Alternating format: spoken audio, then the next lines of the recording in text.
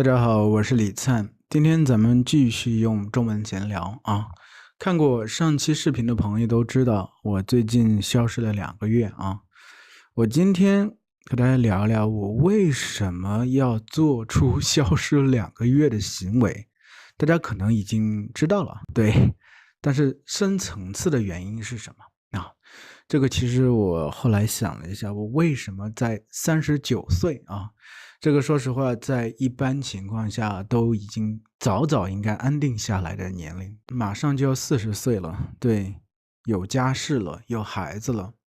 这个时候躁动的心早就应该停止在那不断的狂躁的蹦跳，对。但是其实我觉得这个深层次的原因，可能是中年危机啊，我不知道能不能这样形容啊。可能就是更多的是面对人生的这个课题啊，突然之间变得特别惶恐，因为人生已经过半了。到40岁的时候，人生真的已经过半了。我相信一般人能活个80来岁已经相当厉害了。虽然现在很多人能活到90岁、100岁啊，但是我觉得我的寿命能活到80几岁，我已经非常满意了。我的大部分的亲戚，就是长辈的亲戚，我觉得都是70岁左右没的啊。所以要是70岁左右没了，那其实说实话，一半的人生都没了。所以突然之间会特别的惶恐，这个我觉得就是中年危机的本质啊。你在看到人生啊一眼望到头的时候，你会特别惶恐，你会想，我的人生难道就是如此吗？我就是这样吗？我接下来的人生就是要干这些事情吗？就是这样平平无奇的，我难道来到这个世界上不是应该做些什么事情吗？难道不是应该在这个世界上留下一些特殊的痕迹吗？对，难道不是像那些伟人一样，就算离开这个世界，还有人念叨吗？可能这个是我内心深处一直没有熄灭的火焰啊，所以在快要40岁的时候，突然之间重新燃起。我不知道这股风是从哪里吹来的，因为有时候火苗它就只有一点点的时候，可能一股风吹来就把它吹的，哎，不是吹灭了，而是让它熊熊燃烧啊。这个我觉得，就是可能是我残存的一些梦想的东西吧。所谓的梦想，所有人都有，在年轻的时候都有啊。特别是我们在生为孩子的时候，所有人都有梦想啊，五颜六色的、奇奇怪怪的、形形色色的梦想，对不对？我们从来没有想过自己的人生会变得平淡无奇。我们那个时候相信我们自己的人生是丰富多彩的、多姿多彩的，肯定是会光辉夺目的。对，就算是做最普通的工作，它也是光芒耀眼的。可是等到真正成年之后，才会发现这一切真的只是孩子的想象而已。我们在这种现实的单调中不断的沉沦啊，在这种单调中不断的虚度着光阴，然后我们慢慢的和自己和解了，告诉自己，哎，人生就是这样啊，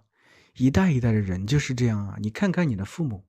你看看你的爷爷奶奶，你看看周边的人，都是如此。为什么要一颗躁动的心？你就不能安宁一些，真正的接受你自己的命运吗？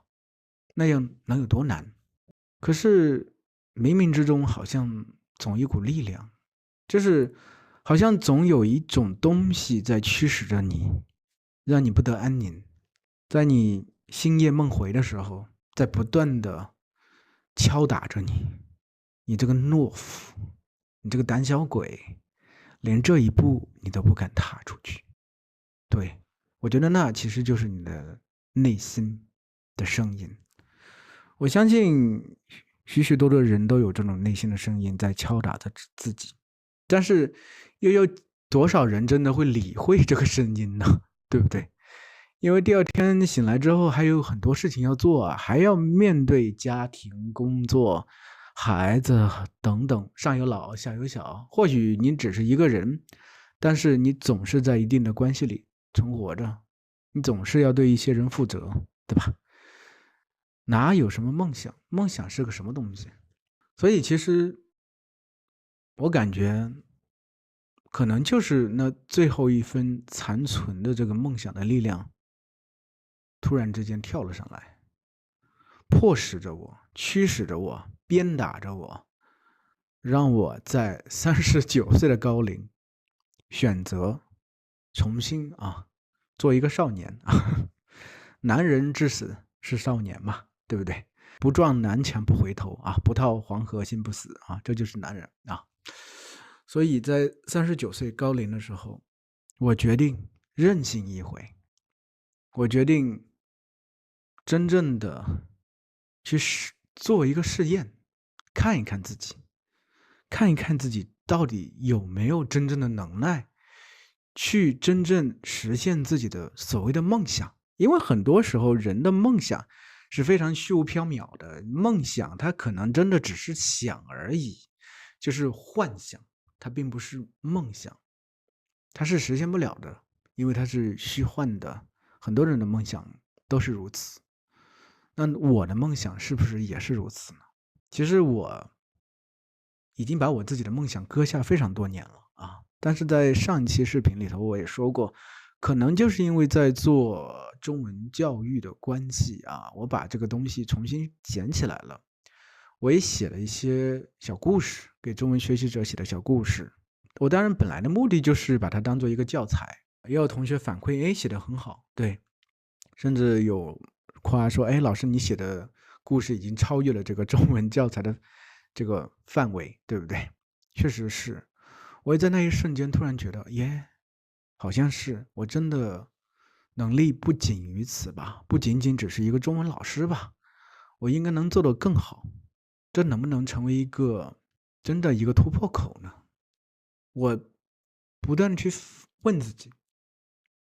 因为在之前这个2个月之前，有很长一段时间，我都在做一件事情，我都在打造自己的中文平台。对，我花了非常非常多时间，我甚至和一个同学，就是来上我私教课的一个同学，我们两个一起合作去磨课等等。而且我已经打造一个相对而言已经得到一些正向反馈的，学员反馈也很好的这么一个课程，就结合了中国的成语，然后还有反馈等等，就是每个星期都有了这么一个中文学习的反馈机制，我可以这样说啊。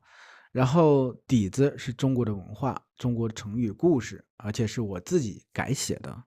同时呢，会让同学们用自己的语言更多表达自己的意见、想法等等。我会对同学们的每一句话都进行反馈。这个其实我在这个过程中，我觉得已经做得很好了。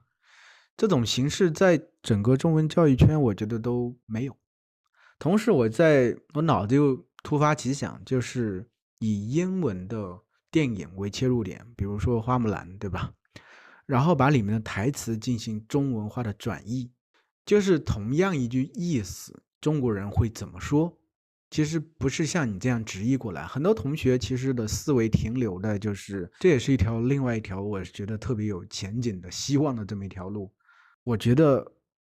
我脚踏实地一步步往前走，走得挺好的，也挺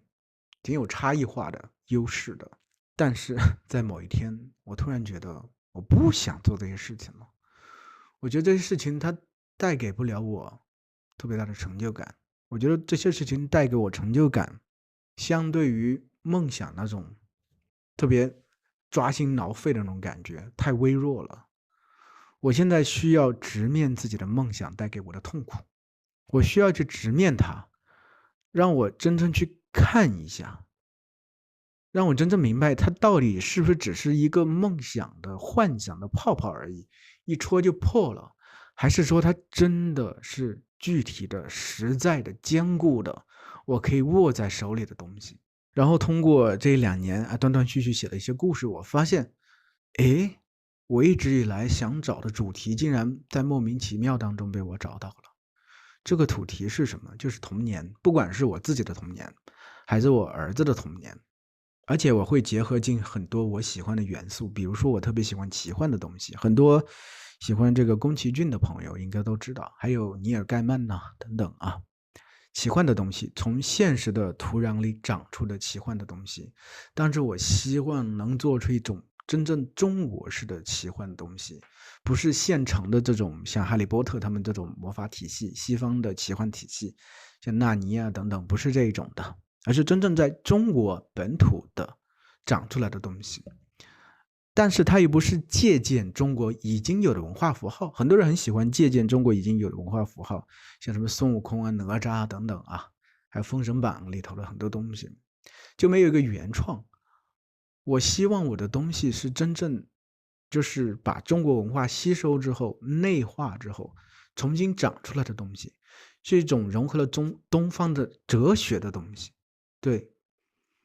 我在不知不觉间走上了这条路，然后我开始去写，因为一开始有一些练习就是写短篇的练习，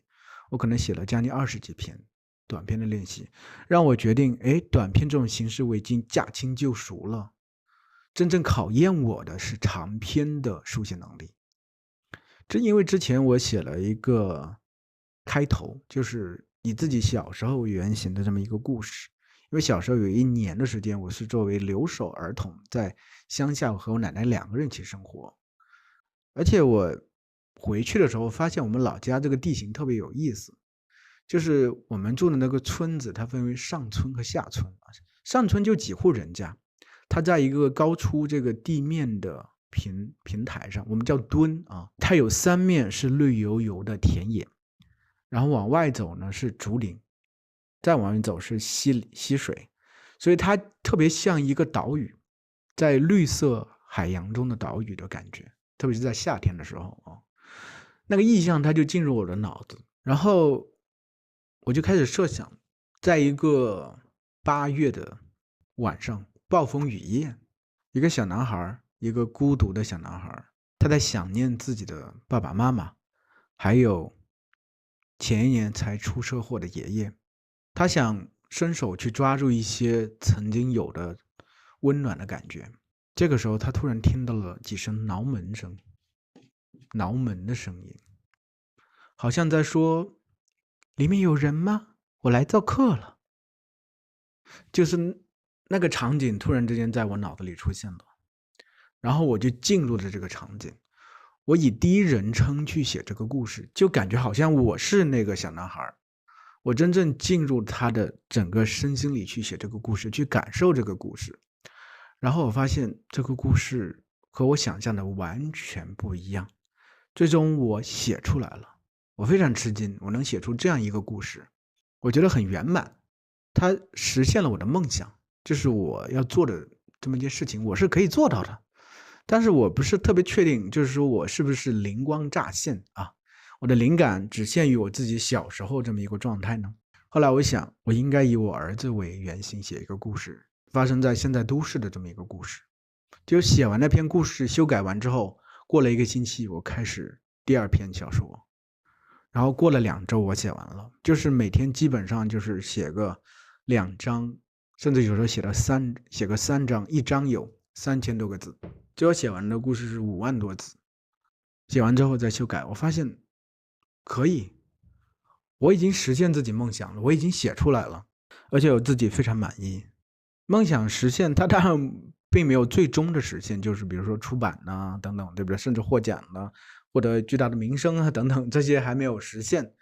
但是我内心深处一直想做的事情，我做到了。这个东西它并不是虚无缥缈的，我是有能力去做的，而且在如此短的时间内我做到了。我写故事的时候，我感觉真的如有神助，就是我坐下来我就开始写，我就进入这个故事，我不需要想这个故事的走向是怎么样，因为我故事里的人物会告诉我，他会有自己的行动，他会自己做出自己的判断，他会说出他自己该说出的话，我跟着他进入这段旅程就行了，最终总会到达一个终点。然后我就明白了啊，我已经做到了，我可以做到了。就2个月的时间就这样过去了，我也证明了自己。现在其实该做的事情我都已经做了，比如说有几个短篇我已经投稿去参加了中国的顶级的儿童文学的小说的比赛，还有几篇投了中国顶级的儿童杂志。这2篇小说也是有一篇投了一个出版社，另外一个投了一个，它是其实到明年5月份才截止的一个中国顶尖的儿童小说的这个奖项啊。所以现在我觉得，我该做的事情都做了，对吧？我梦想其实已经实现了，我该发出去的东西都发出去了。我现在中文那边的自媒体我也开始做了，慢慢的开始做了。那我现在其实说实话，我要考虑什么事情呢？我考虑更为实际的问题，就是我已经任性了2个多月了，我现在该回归到正常的生活里头了。正常的生活里头有什么？柴米油盐，对，柴米油盐。所以我现在需要重新回归作为一个中文老师的角色。我现在重新开始上1对1的私教课了啊，而且这个私教课我觉得会结合我自己本身的特长，就是故事。因为我觉得这种东西对于市面上的大部分中文老师而言，他们没有我这种写故事的能力，即兴创编故事的能力。可能有茶书有，但是我们俩不同的类型的这么一个故事。我的故事更讲究这个沉浸感啊，所以我现在想通过就是这种故事接龙的这种形式，就是即兴创作故事接龙的形式，给想要通过中文故事来学习中文的同学上1对1的私教课。假如你对这个有兴趣的话，可以加我下面这个 wait list， 然后呢，我会把我所写的第1篇小说的第1章免费分享给你，让你去看一下。然后在下周的时候，我就会开始这个1对1的私教课，因为我到时候会把课表打开，主要是2个时段啊，就是北京时间的上午和晚上。然后我会设计一下，就是有这个试听课是30分钟啊，15美元啊，就完整课程是1个小时，30美元啊。如果有兴趣的话，随时可以订我的课啊，可以来试听先啊。当然，你首先可以先看一下我所写的故事，是不是真的像我吹牛皮一样吹得这么好？当然，我是真的觉得自己写的挺不错的，我很喜欢自己所写的东西啊。那么希望有机会和你在这个1对1的故事接龙的中文课里面见面啊。那么再见了，下期再见。